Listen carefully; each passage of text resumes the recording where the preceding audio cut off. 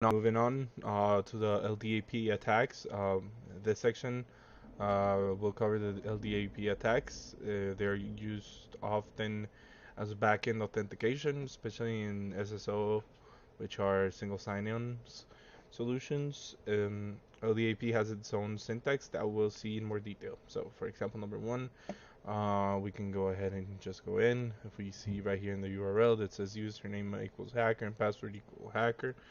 So, um, you see their username and password. Uh, but if you see, we're not authenticated. But if we pull a no bind here, so we just erase everything and hit enter, you'll see we pass on as authenticated since there's a vulnerability in the system. Moving towards the second example, there's the most common pattern of LDAP injections is able to inject a filter.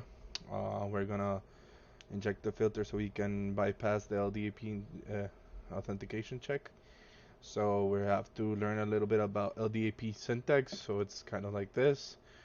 Uh, Input would be filled with whatever we want to put. So for example, here we're gonna go to LDAP attack, and you see we have authenticated as hacker. So we're gonna replace everything here, and we're gonna hit enter. As you see, we're still authenticated as a hacker.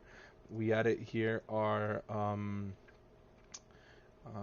LDAP injection, and for example, we can change here to whatever the password. And since we're injecting the LDAP attack, where we see we're still authenticated as a hacker, that will conclude the LDAP injection, LDAP attack part of the lab.